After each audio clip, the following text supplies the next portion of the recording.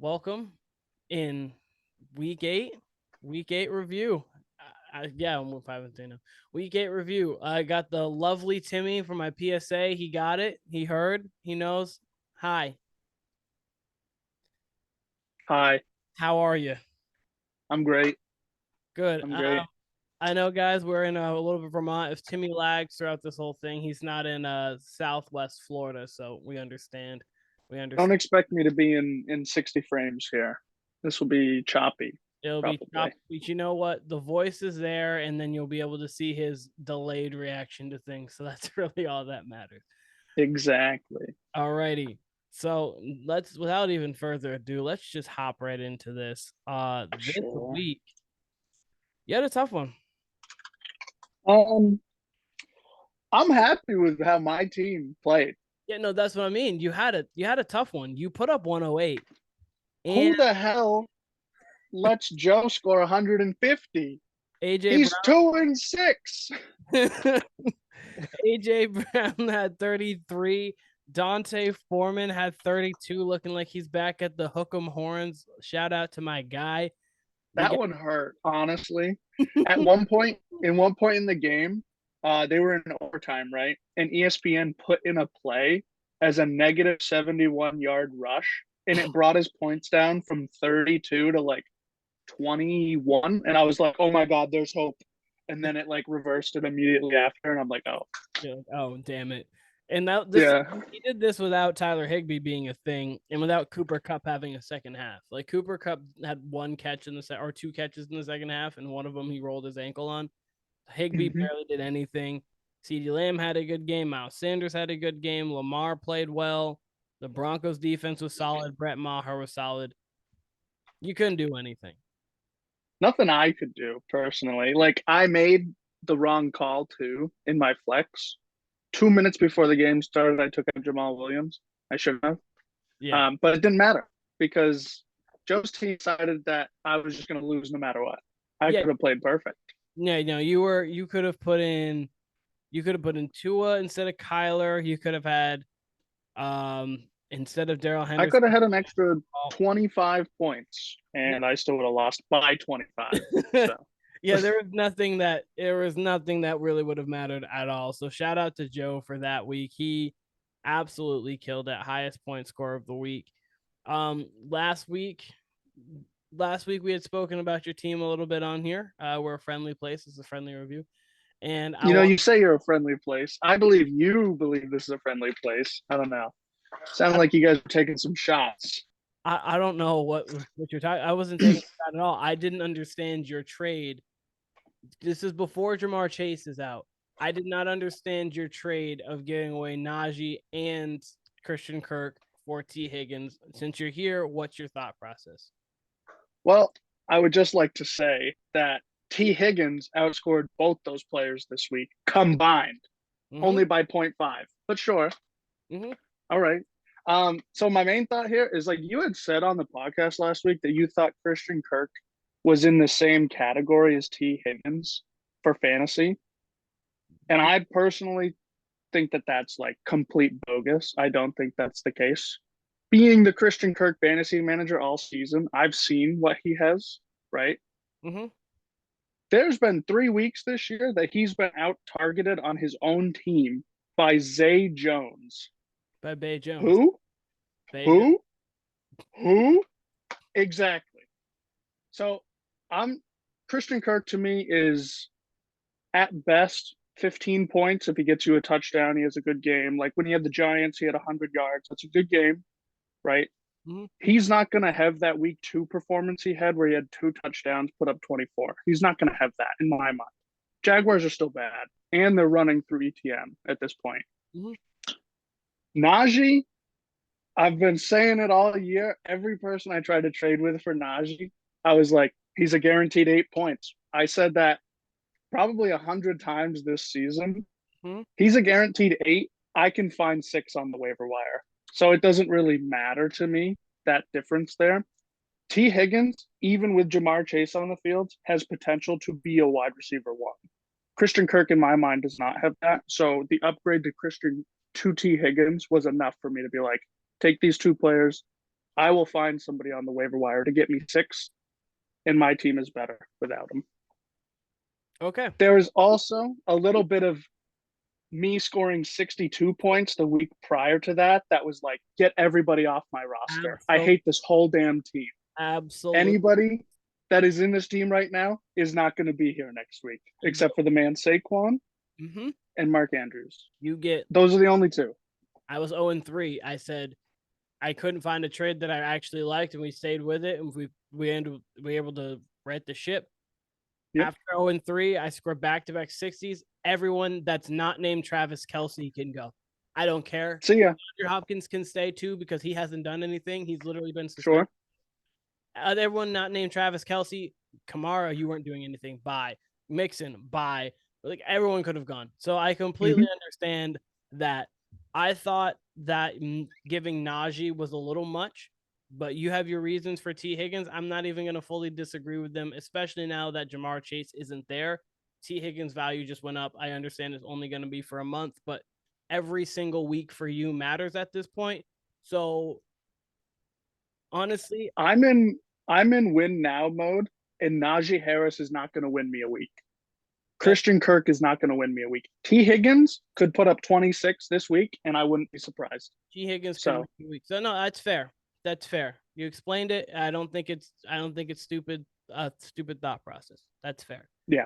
Honestly, and then I do like the Waddle trade because you had Tua already. You did get Kyler, so I did like you getting Waddle. I said that last week too.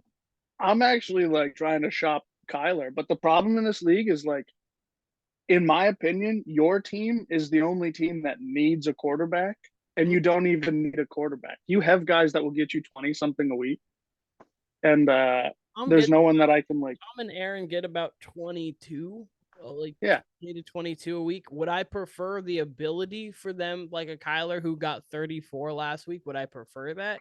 Yes, but I don't want to gut my team or have a missing piece to my team to do that. Especially since I've won 5 in a row at this point. Like, I'm just going to stay with what I have. I've got 3 flex options plus a good starting core. Like, I'm okay with what I have. Yeah. And that's like the case for the whole league. There's no other team, maybe Camden, but that's like how much you trust Dak Prescott. He just showed he could be a 30-point quarterback. So, like, if he just rides with him, he's fine. No other team needs a quarterback. They all have 30-point guys. Yeah, on the roster. So like, I just have 2.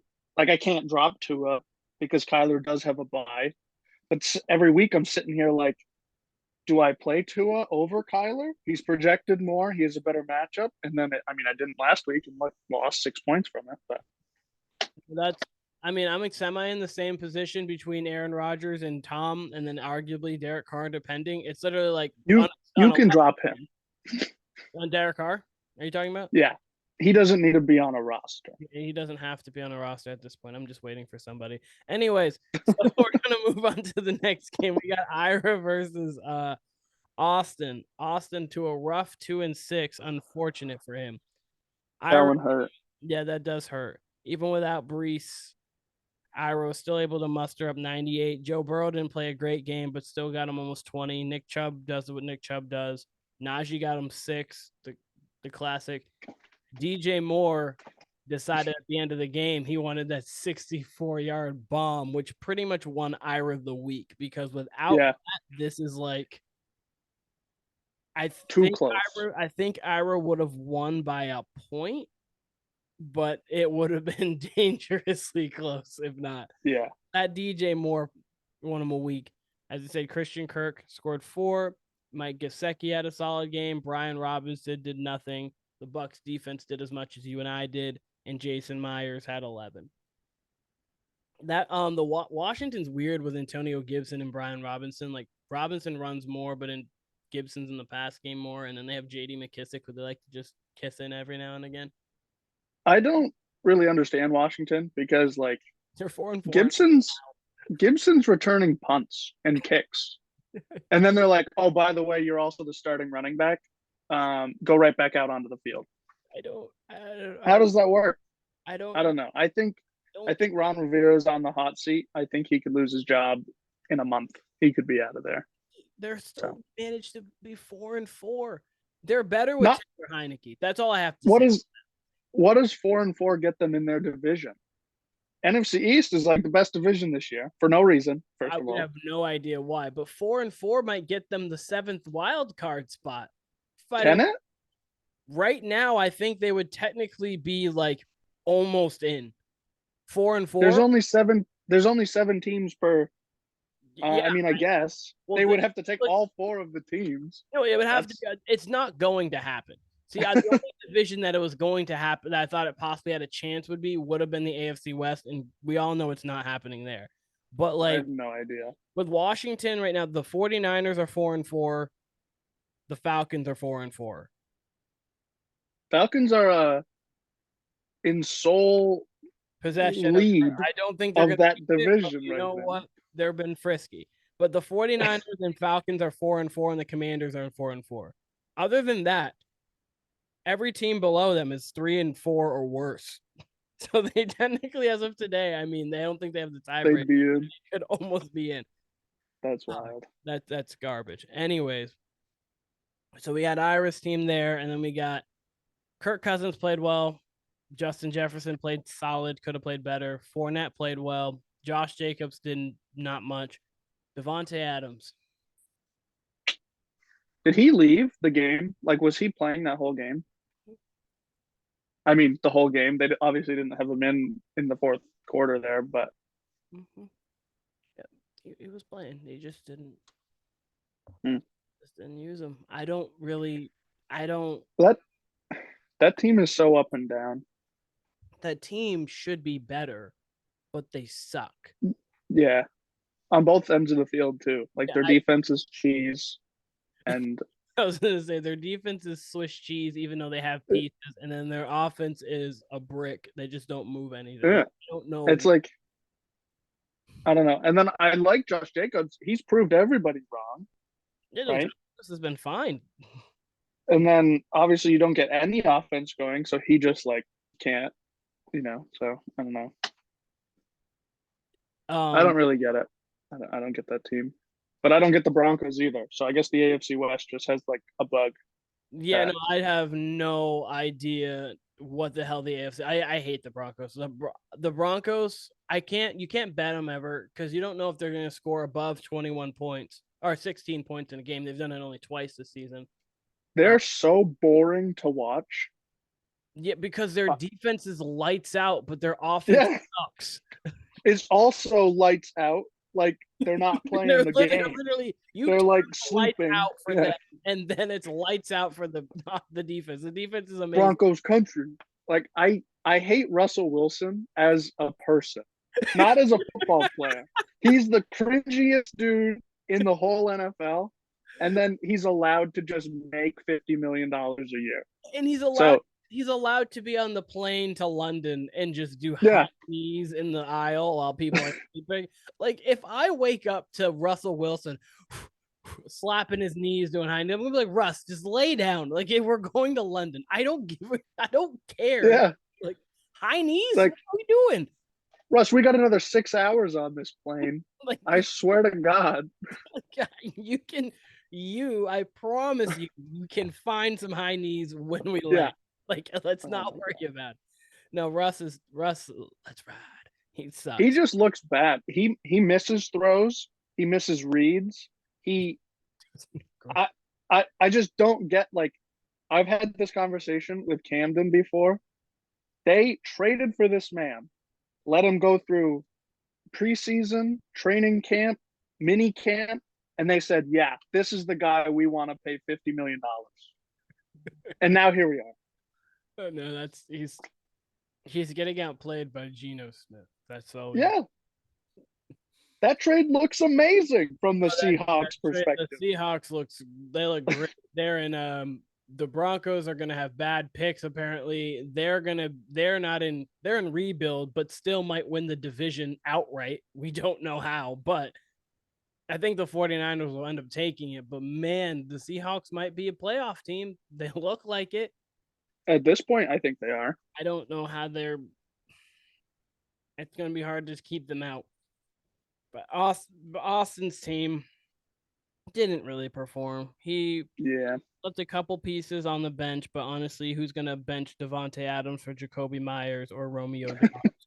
So I mean, I can't assume that anyone would do that. Next game over, we got Jared who lost a barn burner to Tyler. This was a great game. We could see this I maybe thought at some point. I thought Jared had it at the end. I was like, oh, it's 24-14. The Bucks gotta maintain this lead. Hmm. No, no. No, I honestly thought that I thought Monday night Josh Allen was gonna take off in the second half too, like he did in the first, and was just gonna not even come down to it. But he just didn't play well at all in the second, and that really Right. lost him the week going into it. But his running back core is nasty, and Dalvin, Kenneth, and Travis Etienne. Terry McLaurin looked like a human this week again. Taylor Heineke, I mean, he was back in his home state of Indiana, so he had fun. Stephon Diggs and Josh Allen are Stephon Diggs and Josh Allen.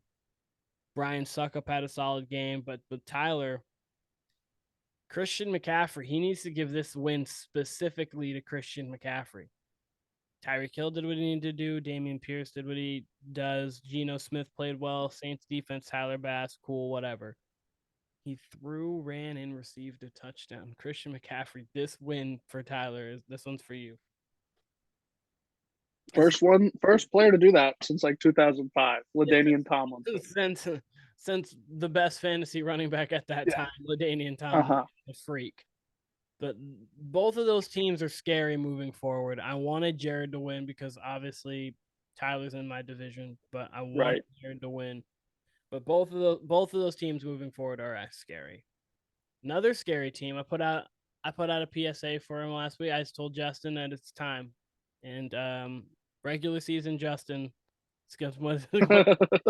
Always good. Regular season Justin's what he's gonna be known as until First 2 months of the season, Justin is the best fantasy manager in the world. maybe he might be. I'd have to go crunch the numbers. I don't think I'm gonna go through that far. But man, his first couple months are a little bit different. Oh, hold on just a second. Let me look at this real quick. But as I'm going through, Jalen Hurts played amazing. Alvin Kamara played amazing. Tony Pollard played amazing. That pretty much he could have played those three players specifically and beat Joey.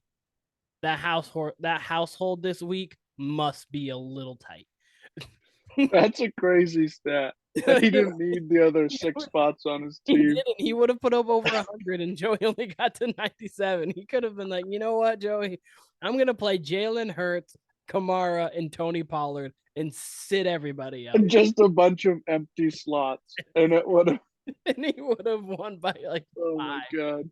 I feel so bad. I mean, obviously Joey had Mahomes and Eckler on the bench, but again, when you have Tony Pollard putting up 32 and Kamara putting up near 34 and Jalen Hurts putting up 40, there's not much you're doing that week. Yeah, I mean Joey played the best team he could.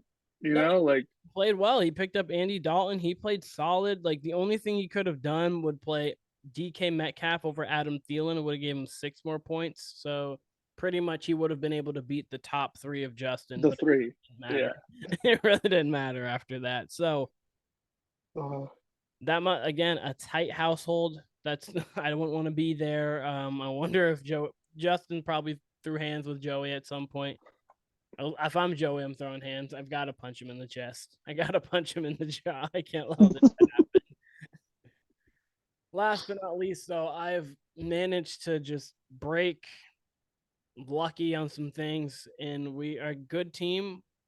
First in the division, 5-3. Camden decided that Danny Dimes was the play over Dak.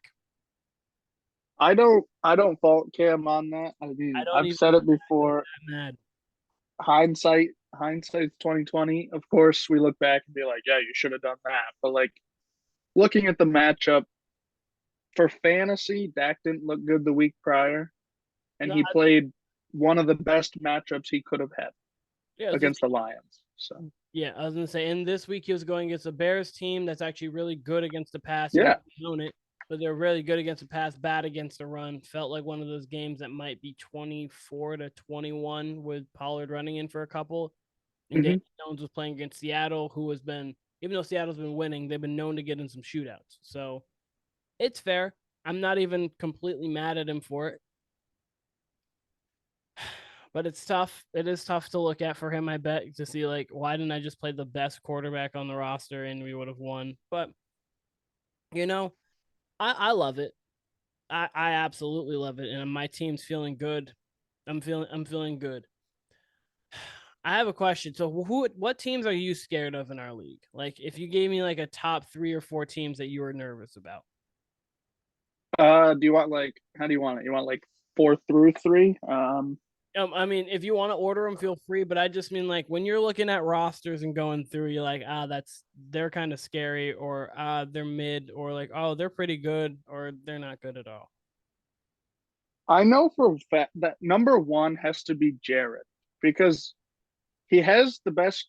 I think was one of those crazy eyes. Are you agreeing with me? I don't No, know no, why. Jared's scary. Jared's scary. No, Yeah, Jared. no, he's terrifying. Jared His 3 running backs could probably outscore my team, and it wouldn't surprise me. his three But running. on top of that, go ahead, go ahead. And I was just saying, his 3 running backs is what we thought Camden's 3 running backs were going to be with Exactly, Taylor, Derrick Henry, and Aaron Jones. That's what they exactly. are. If those guys had started the seasons as RB1 and not RB2 on the depth chart, Jared would probably have 2 or 3 more wins.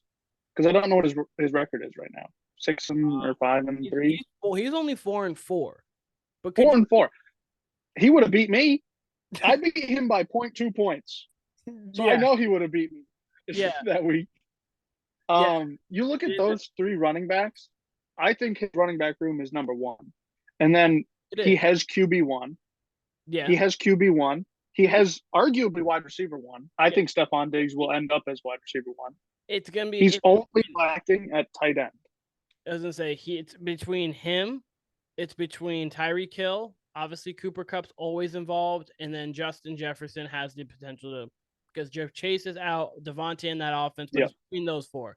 Because Tyreek Hill's been yeah. balling. But and the thing that he has is T.J. Hawkinson just got traded to Minnesota.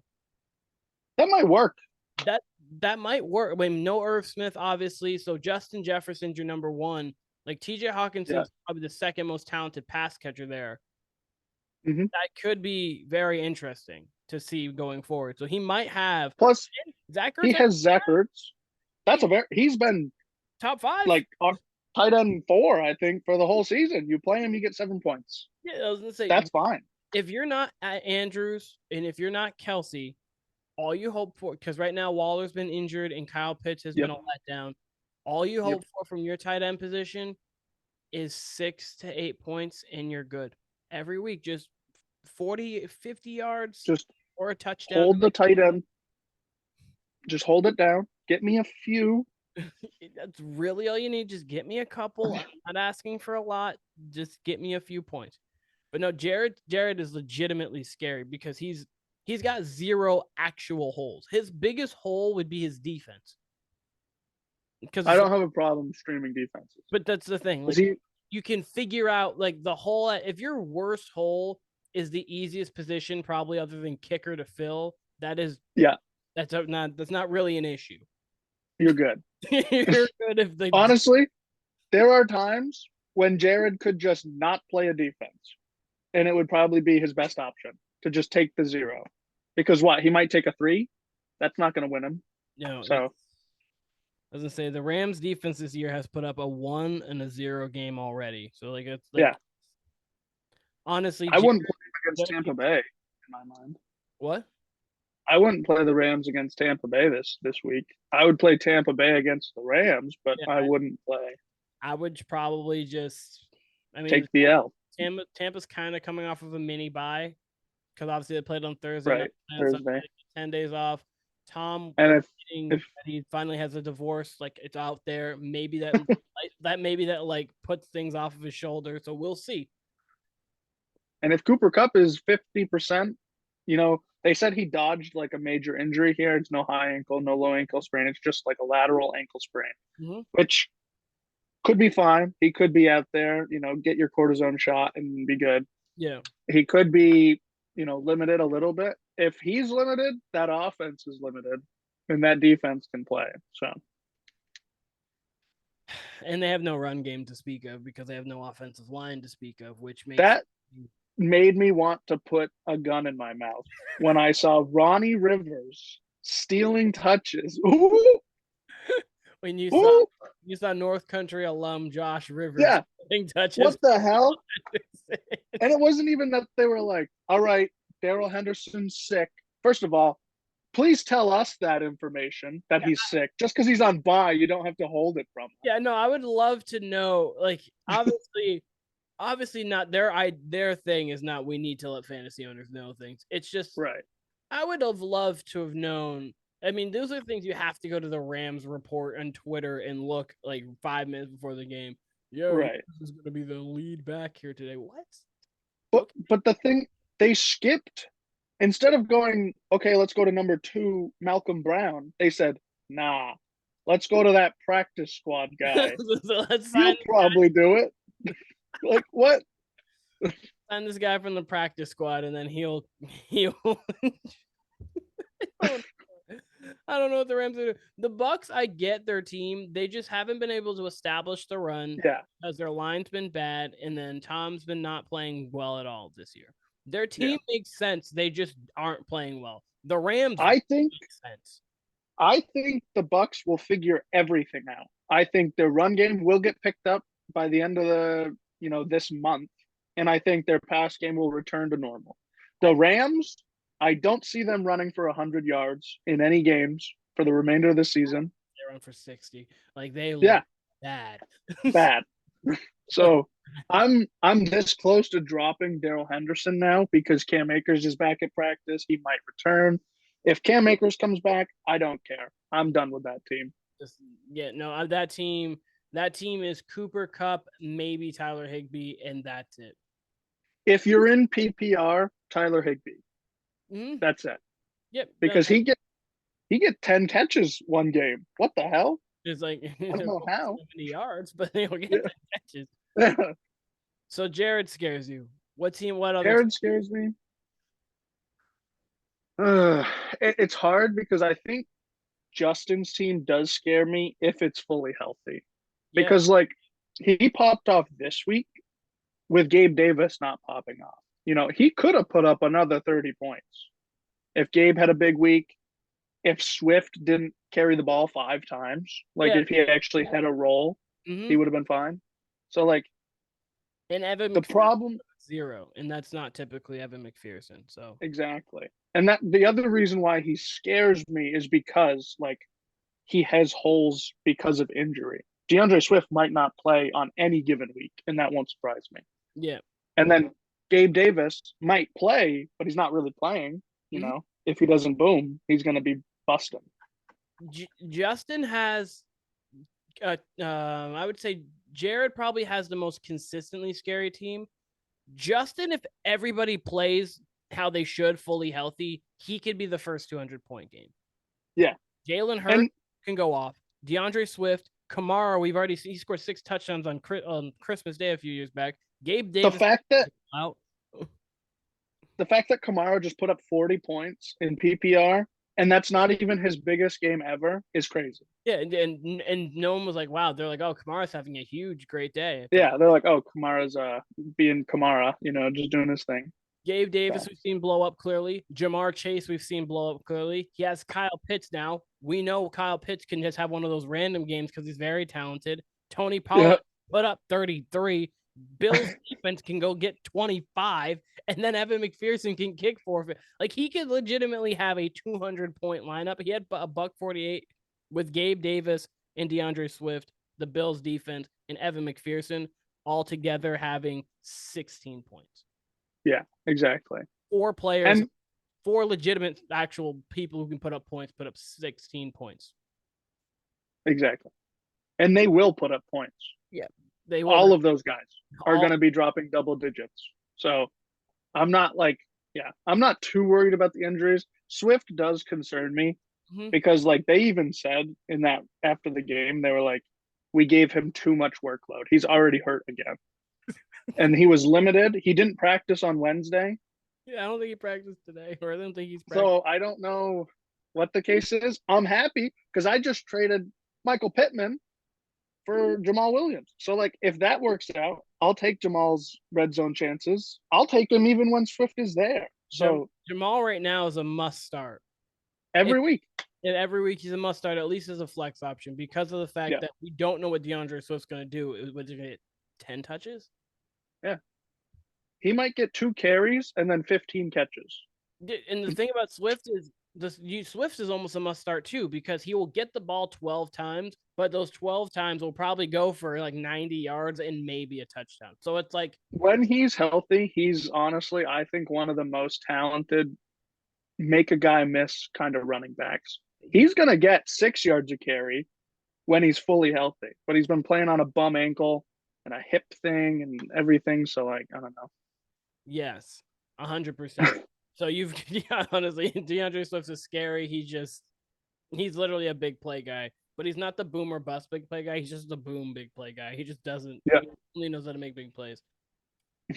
How do you feel about your team stacked up against the rest? I mean, I've been middle of the pack this entire year. Even when my team had all the pieces, I wish I didn't make any trades, but like live by the trade, die by the trade. So, right now my team is if I had to rank them, I'd be like 6th, I think. I think we're going to squeak out a dub here because luckily Ira has the bipocalypse going on and half his team is sitting on the bench. Thank God, the only person I got to take out is Saquon. Yeah. So I think I'll be okay. I'm much happier with my team right now than I've been for the last month. So, well, to be honest with you, your team right now, you are missing RB. You're missing our running back too, because even Tyler Lockett's a fine flex. Tyler Lockett is a good flex, and you have I traded him. Oh wait! Oh, you traded. I'm looking at that. Wait, who did you trade him for? Devin Singletary. Huh. Explain to me why that's bad. Go ahead. No, I just don't. I just think that Tyler Lockett has more chance to boom, and I think they're both boom or bust players. Every single week, I don't even care about the matchup. I would rather play Juju than Tyler Lockett. Okay. Even with Kadarius Toney there, I would rather play Juju. Juju has had 8 targets in every single game. Tyler Lockett will drop off the face of a cliff and get 0, and it won't surprise me. That's fair. That's fair. They're boom or bust. It's just Singletary. They're both. If you feel you needed more running back, then that's fine, because Juju and Tyler Lockett are going to put up probably similar. So if you feel you need running back depth, I honestly think with you, Jamal Williams, I honestly feel could be an RB2 for the rest of the season, especially with how Swift is. You really just need a flex. Your flex is going to be an ever changing. Maybe Juju this week, maybe Lockett this week, maybe Gus Edwards, Latavius Murray. Or maybe something. Your flex is just not a consistent, solid one. But that's really that would be your one thing for me right now. My flex is completely a matchup-based flex. Whoever I need to play is playing a good team, I'm going. It definitely is a matchup-based flex, and it's tough that way sometimes just because. Yeah. Like, what matchup is better? What blah, blah, blah. So it's tough to do that because I'm kind of in the same boat as you. I have Keenan Allen once he decides to, they're nursing Keenan Allen's hamstring. Like, maybe he's 67.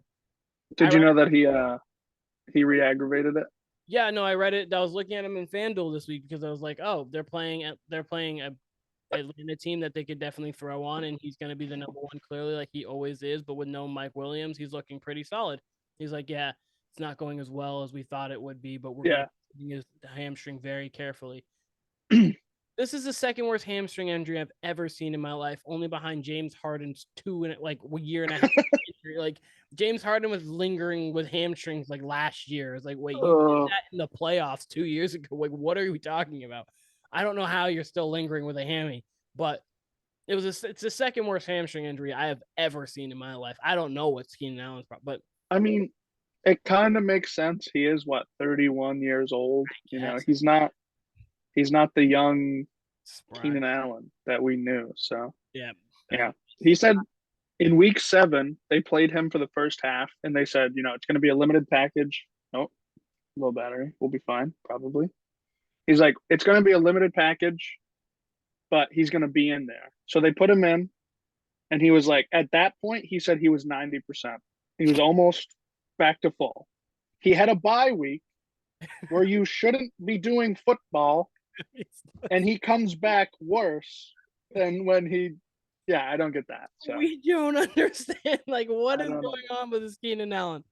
All right, we've got a couple minutes left here. We got about 3 because we do obviously on Zoom. I only get 40 minutes with these people. I guess it keeps it concise. So we're going through matchups this week. Got me versus Joe. I'm projected to win by 7. I actually feel pretty confident in this matchup. I feel pretty confident. I do. I mean, after seeing what happened last week, you never know. You know, So see, I feel confident. Like last week, I didn't feel confident at all, and I won. This week, I'm probably gonna feel confident and get blown. That my door's blown off. But we're 5-0. We've been cooking. I feel okay. We got you versus Ira as we were talking. You feel decent. I'm confident. Ira has to play freaking the box man. What's his name? Huntley there? That Yeah. man's a square. Have you seen him? He and Cordell Patterson might play, so he might not have an RB2. You don't really know what's going on there. It's going to be an interesting week for Ira. He is 6-2, so he's built a cushion, but it's going to be interesting to see. So you're in a must win. Joe's in a must win. I really need a win but it's not a must. I can work with 5-4. I would just really like to be 6-3. That would help a lot. We got Right. Camden versus Joey. Joey could go to 4-5 if Camden does win this week. Jonathan Taylor's out. Officially? Yeah. Okay. Sorry, Cam. I love the Patriots even more now. All right. Sam Ellinger. Okay, Bill, have fun. Yeah, no, Camden and Austin need to pretty much win out. They can't, because that 7-6 would be the playoff. They would need to win out if they're gonna. So they lose this week, it's officially over for them, especially with how the league's going. We've got this is going to be game of the week. I don't know who's out or what's not out, but we've got Justin versus Jared. That's going to be special. I think it all comes down to quarterback. Because if Josh Allen puts up 25, then Jalen Hurts has just been consistently 30. Yeah, but Josh doesn't say. But Josh could also put up 55, and no one would be like, one better than I. Yeah, no. I think I take more touchdowns and 70 yards rushing with a touchdown. You're like, okay, that happens. Yeah, exactly. On one play. Yeah. I think I take Jared here. I think he's got just a more consistent team, and Justin needs to boom. I think he does. 2 weeks in a row could happen. It could happen. And this is about to end. But last but not least, we've got Tyler and Austin. Austin needs a dub or else it's over. Unless the Raiders figure it out. I think Tyler's going to get a win. But Austin, good luck to you. Good luck. Timmy, this was fun. I'm glad we cleared the air. I'm glad this was good. I wish we had 3 hours. Maybe we'll have to do a podcast sometime. We should. We should totally do it. I'm down.